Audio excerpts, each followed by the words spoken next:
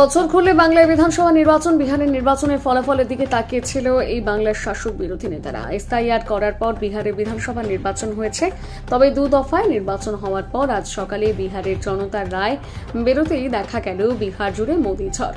NDA জোট একাই বিহারের সরকার করার পথে। তারপরেই বঙ্গে শুরু হয়েছে সেলিব্রেশন।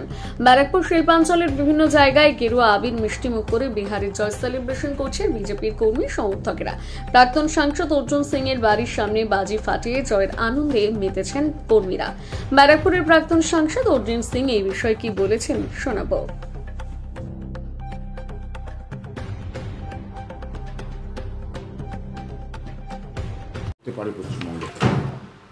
বিহার ভোটের উপরে প্রভাব নিশ্চয়ই পশ্চিমবাংলায় পড়বে।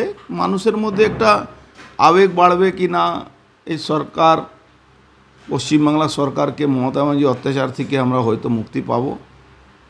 মানুষ ওখানে ভোট দিতে পেরেছে। বিহারে কোনো দিন যে বাংলায় হয় কি জোর করে ক্ষমতা দখল করা জেনে ভোট দখল করা হয়, সেটা বিহারে হয় না। এই আবেগে বিজেপি কর্মীদের মধ্যে একটা সাহস বাড়বে। সাধারণ মানুষও ভাববে কি না সঠিক বিহারে এনডিএ সরকার আবার ফিরে এসছে। মানে স্টেবিলিটি, একটা সরকার, স্টেবল সরকার বিহারে হয়েছে, যাতে বিহার ডেভেলপ হয়েছে। বহু ছেলেমেয়েরা আজকে পরিযায়ী শ্রমিক যারা সোকল্ড বলা যায় বাংলায়, আপনি চলে যাবেন বিহারে, 90% পরিযায়ী শ্রমিক পশ্চিমবাংলা থেকে বিহারে গিয়ে কাজ করে। এইগুলো একটা ইফেক্ট তো নিশ্চয়ই বাংলায় পড়বে। পাশাপাশি আপনি যেটা বলছিলেন যে যারা আপনাদের দলীয় কর্মী, তাদের কি বলবেন এই ভোট দেখার পর? দলীয় কর্মীদের মধ্যে একটা ফেথ বাড়বে, আবেগ বাড়বে কি না আমরা আমাদের আরও খাটতে হবে, আমরা মানুষকে ভোট যদি করাতে পারি, বুথে বসতে পারি, মানুষ বিজেপি জিতবে। আপনি যেটা বলছেন যে এই মানে ভোটের একটা দিন যে মার খাওয়ার কথা বলছেন, কর্মীদের একদম বুথকে আগলে রাখার কথা বলছেন, সেটা কীভাবে? দেখুন, ভোটে একদিন যদি বিজেপি কর্মীরা মার খায় তাহলে 5 বছর মার খেতে হবে না। এইটা বিজেপি কর্মীদেরকে শিখতে হবে, ফিল করতে হবে, বুঝতে হবে, এই জায়গা পৌঁছতে হবে। একদিন মার খাবো তো 5 বছর ভালো থাকবো, একদিন মার খাবো না 5 বছর আবার কষ্ট হবে। এই মন্ত্রটা বিজেপি প্রত্যেকটা কর্মীকে মাথায় নিতে হবে বাংলায়। এটা করলেই এই যে স্যার যেটা হচ্ছে এসআইআর, এটার কতটা প্রভাব পড়তে পারে? দেখি বাংলা এসআইআর প্রভাব পড়বে কেন, এখানে ব্যাপক ভুয়া ভোটার, এমএলএর বাবা মা 10 বছর আগে মারা গেছে। তৃণমূলে বড় বড় প্রত্যেকটা নেতার দেখবেন 3 জায়গা 4 জায়গা নাম আছে।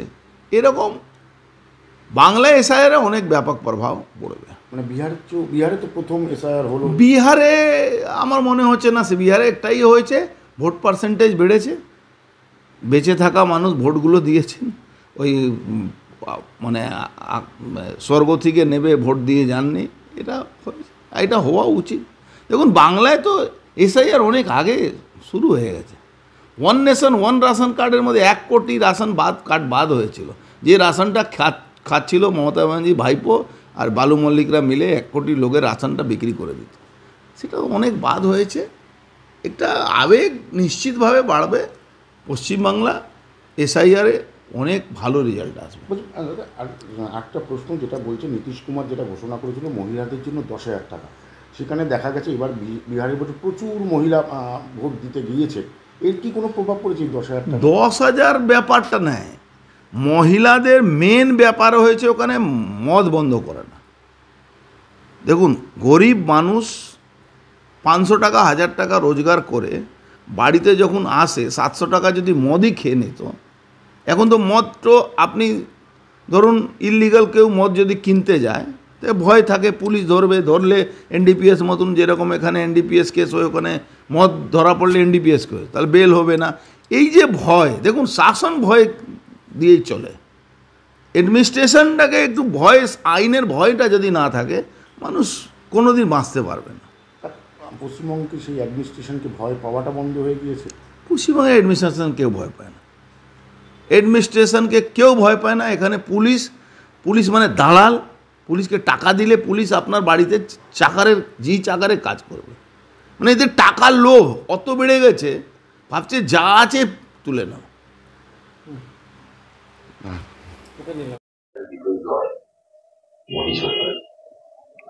দেখুন, মানুষ যখন না নরেন্দ্র মোদী যে এনডিএ গভর্নমেন্ট আছে বিহারে তার উপরে বিশ্বাস রেখেছে, কারণ এটাই আছে কি সবকা সাথ সবকা বিকাশ যেই স্লোগানটা দিয়েছিলেন নরেন্দ্র মোদী এনডিএ গভর্নমেন্ট পক্ষ থেকে, সেটা কিন্তু মানুষ একসেপ্ট করেছে। আর মানুষ এই 5th টাইম এনডিএ সরকারকে এনেছে। আর সব থেকে বড় ব্যাপার আছে, মহাগঠবন্ধন ইন্ডিজোট কি অবস্থা হয়েছে সেটা দেখে নিন।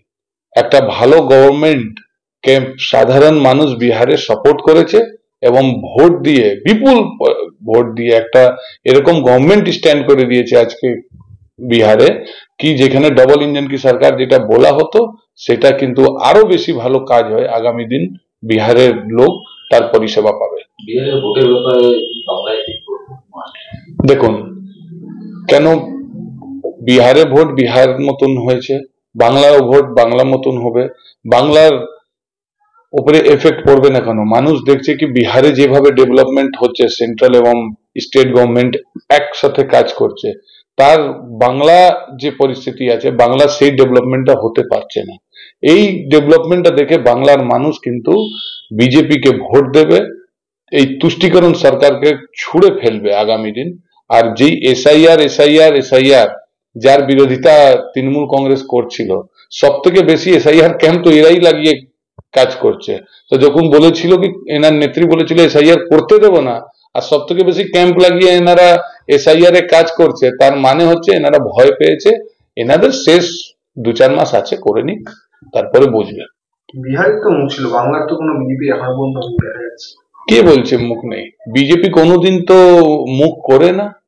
একটা সেন্ট্রাল ক্যাডার বেস পার্টি আছে, তারা কিন্তু নেতা মিলে ইলেকশন লড়ে, তখন বিধায়ক দল আপনাকে নেতা ডিক্লেয়ার করে, তারা মুখ্যমন্ত্রী চুজ করে, এটা নিয়ম, ঠিক আছে? কিন্তু আমাদের রেজিমেন্ট পার্টি না কি ঘর থেকে বেরোলাম বলে দিলাম ব্যারাকপুরে এই লড়বে, নোয়াপাড়া এই লড়বে, ভাটপাড়া এই লড়বে।